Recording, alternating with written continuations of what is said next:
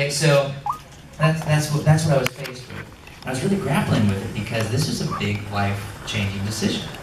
And so I was walking down the hall, and I wasn't very friendly with the teachers because I was never there. Because when it was time, like you're supposed to stay till like 4 o'clock, I had rehearsal and stuff. So at like 3:15, I'm like looking out the door, I don't see anybody, I'm out. Not good, don't do that.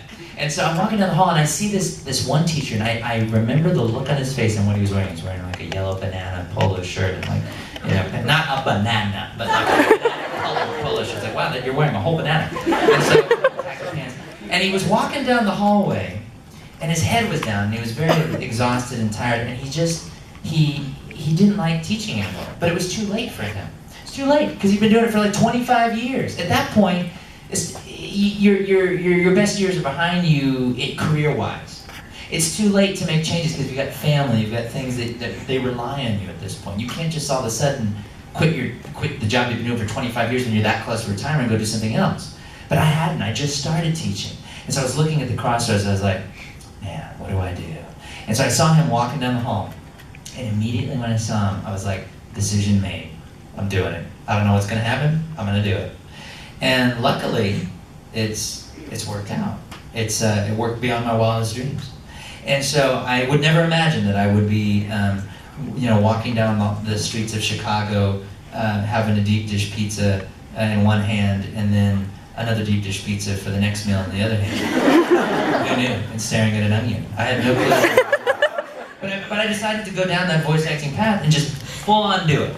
And luckily, for the past 7 or 8 years, I've been full-time in it for just acting and doing different things within the industry. But that's a rarity. That is not across the board how it works. I just happen to have a rather feminine, nerdy voice that happens to fit in certain things, and I'm glad it does, and I hope it continues. So what I do is not for everybody, but I try to make it work. And because I do have responsibilities in life, and you gotta think about that stuff. So that's why I say, like, man, you're gonna get to that point where you're gonna make a decision whether you're gonna decide to become a baker, or you're gonna decide to be a full-time cosplayer and make costumes. Those things can happen. I tell you, one time I was at SoccerCon, which is this beautiful con in Seattle, and there was a girl that came up to me, and she brought me some artwork, and it was fabulous. I have it framed in my house. It's beautiful artwork. And I said, so who do you work for? Where do you sell your art? She goes, oh, I don't. I just do this for a hobby. And I yelled at her. For 30 minutes, I was mad at her. And I said, what are you doing wasting your time not doing this for a living? She goes, well, I'm scared. I don't know if it's going to work out. Like, who do I contact? Who to do? And so I had this conversation with her. And so a year later, I went back to that con. And she came up to me and she goes, I work for Marvel now. And I'm like, that's nice.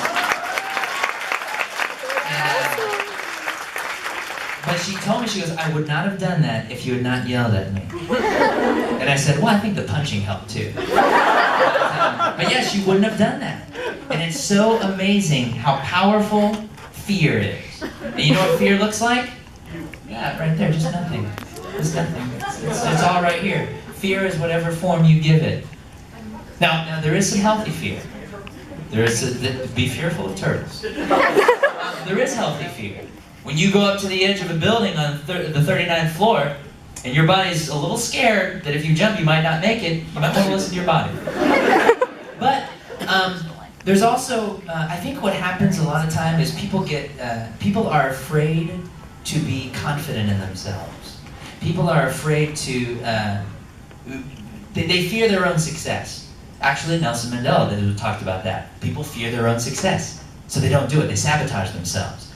But the thing about it is, a lot of times there's a difference between arrogance and confidence.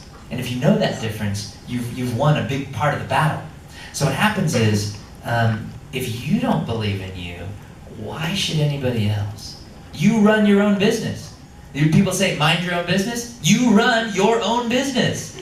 So, but if you don't believe in you, why should anybody else? So you got that's what I'm saying. You get that education of believing in yourself, because you don't go into Best Buy. I love Best Buy, but I don't walk into Best Buy and they say our TVs are okay. Our prices they're fine. We're moderate, we have okay stuff. No, they go, our stuff is the best. Our TV's fantastic, won't get them any better anywhere else. They're confident, and you go in there and you buy their stuff because you do believe those things. So it's all in what you tell yourself. It's all in what you tell yourself. So it's about being confident and realistic about the things you can do in your skill level. Now, if you think that you can go and be a singer, but you sing like, if your voice is something akin to like the William Hung or something like that, and you don't have an accurate image of your skills, you need to have a little bit of fear. But if you're really awesome at it, and people tell you you're awesome at it, and you have those true friends that really tell you you're awesome at something, because you know what? Everyone can tell you, oh, that's really good, that's fantastic, yeah, you should totally do that for a living. That's good to hear. But you need those realistic friends that sometimes make you mad, but they're going to be really honest with you about your stuff. Those are the people you need that are going to really help you change and make changes in your world. So I have plenty of those people because I have Asian family. And they're the first ones to tell you when you're going to fail. And they're the first ones to tell you when something's not good enough, or awesome, or they'll tell you when it's horrible. Like one time I remember when my plays got published in a magazine. I'm a screenwriter and playwright and all this kind of stuff.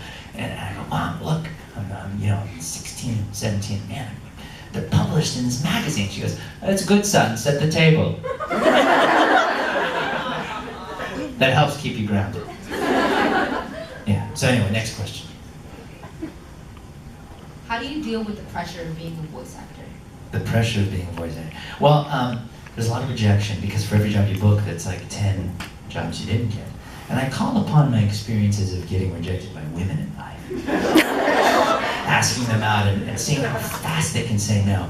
So I remember that pressure, and then I'm like, hey, you know what? I can do that with the ladies. I can do that in the auditioning circle. So it eases the pain. It eases the pain. So, I mean, I've got to say, I've asked out women from all over the world, and they all say no the same way. But anyway, so it's a universal language. And anyway, next question.